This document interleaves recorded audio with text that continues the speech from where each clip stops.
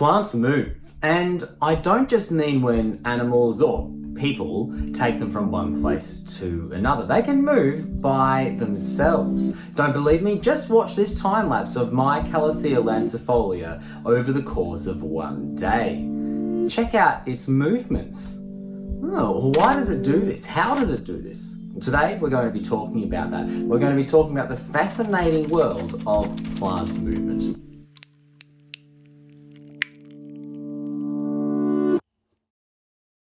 Plants are pretty cool. I've already spoken on this channel about trees and why I think they're wonderful and fascinating, but today we're going to be delving into the more specific topic of plant movement, which I just think is amazing. That time lapse that we watched before, we're going to be talking about that a little bit later in this video, but first, let's talk about how plants move as they grow. Well, plants generally don't have a set shape of what they're going to look like. There are all of the blueprints of what their leaves are going to look like and things, but the way the actual plant grows is determined largely by its environment, and it responds to its environment. And when a plant responds to its environment, we call that tropism, and there are lots of different kinds of tropism. Let's talk about them. First, how do roots know to grow down, and how do shoots know to grow up? Is it to do with the light? Well, maybe partly, but there's not a lot of light on the ground. So how do the roots know to go down?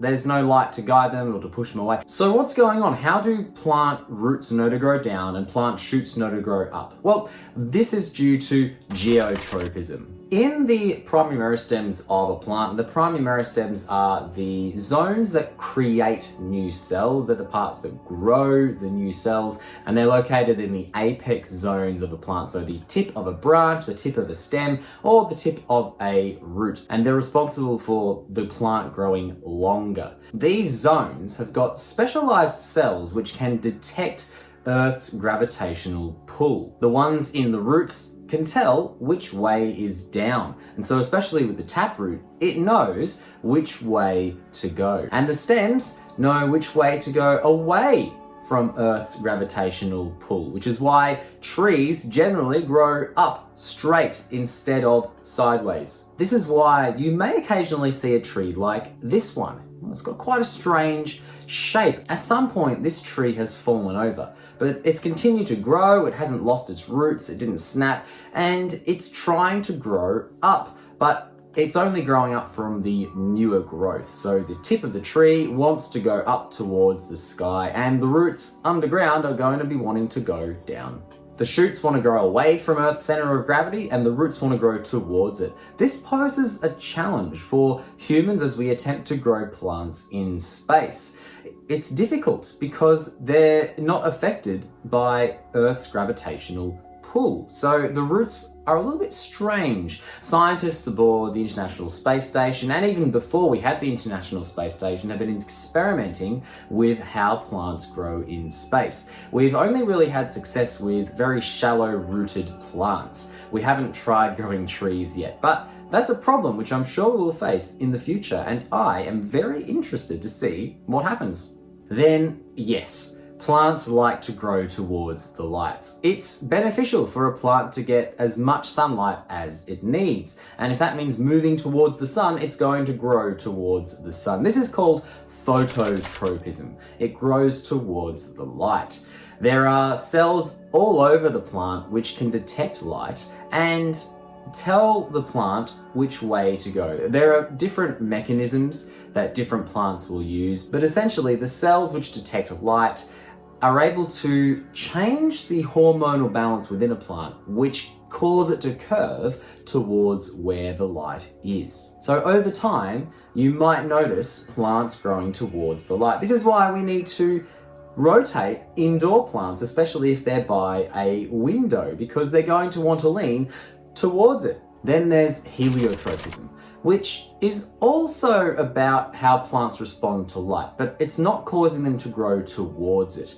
Some plants are able to tilt their leaves, and some plants, like sunflowers for example, will move their leaves over the course of the day, tracking the sun to try and get as much of that sunlight as possible. If they're able to tilt it so that the sun is getting the most surface area for the most part of the day, it is going to be able to generate the most energy. But they're not growing towards the sun, they're just tilting their leaves so they can catch more of it. Plants will also respond to touch, and some plants do this differently than others. Roots will typically try to avoid going through rocks because it's hard work, so they will avoid them. But other plants will try and latch onto things. You'll see plants like beans, with their tendrils, they wave around trying to catch something, and then when they do catch something, they will wrap themselves around it. This growth in response to touch is called Thigmotropism. So Geotropism, Phototropism, and Thigmotropism are pretty common amongst vascular plants or complex plants that have multiple cells. But there are other kinds of tropisms as well, which are not as common but are still worth mentioning. Thermotropism makes a plant grow towards or away from certain heat sources. Hydrotropism typically causes certain plants to grow towards water. And chemotropism causes some plants, especially in their roots, to grow towards or away from certain chemicals in the soil. But that dancing plant from earlier, that's none of these things. What's going on there? Before we get to that, we need to talk about turgor pressure. Plant cells are a bit like balloons full of water. Water, of course, is essential for plants to function. It plays a key role in the chemical reaction photosynthesis, which allows plants to generate energy through carbon dioxide, sunlight, and water. And it's also essential for transpiration, the process by which plants transport water throughout their system, from the roots to their leaves, which in some trees might be over 100 meters in the air. Plants don't have pumps and they need to transpire or send water to their leaves to be evaporated, so that it is a bit like a chain pulling water throughout the entire plant. If a plant experiences a period of dryness where there's not a lot of water in the soil, it still needs to continue that transpiration process, and so it will draw from water stored within the cells. As it takes the water out of its cells, it is reducing the turgor pressure, which can cause plants to become droopy.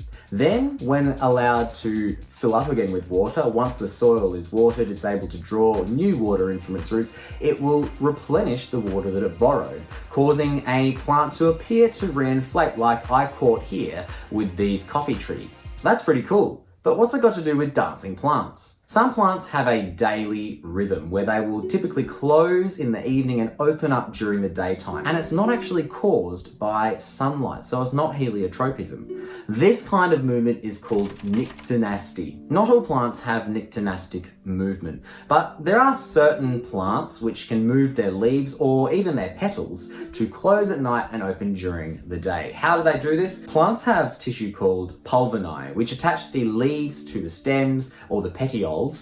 And some plants have got especially developed pulvini. Pulvini that they are able to put more water into, increasing the turgor pressure, and take water out of, decreasing the turgor pressure. This in turn causes it to flex, a little bit like an elbow, if our elbows were moved by pushing more water into them and then taking water out. It's not quite the same, but pulvini are kind of the elbows of plants. This adjusting the turgor pressure within pulvini allow leaves to move and allow petals to move, to close in at nighttime and open during the day. We're not really sure why plants do this. It could be to do with heat regulation or water retention, or maybe even to look less like a plant at nighttime where nocturnal creatures are active and eating things. We can't really ask a plant why it does something. It's a bit of a mystery, but lots of plants do it, and I think it's pretty cool. So there are lots of different ways that plants move, but we can't notice this if we just take one glance at it. It's happening far too slowly for us to notice in real time. We need tools like cameras that can take time lapses to be able to notice them, or revisit them at different points in time to see how they've changed. And I think that there's something really beautiful about that. And I can see some connections between watching those and watching ourselves in our lives. I can't tell the growth that I'm going through if I just take a snapshot of my life now. I need to compare it to where I was in the past and think about where that might take me in the future. By slowing down, taking observations over time, comparing them, we get to take a glimpse into the secret life of plants. And by doing the same for us, we get to see how we're growing as well. So take some time to slow down, think about where you've been, think about where you're going, and appreciate the growth that you are going through. Thank you very much for watching this video. I hope you enjoyed it. And if you would like more interesting videos like this, please consider subscribing to That's Pretty Cool. Take care, stay curious, and I'll see you next time.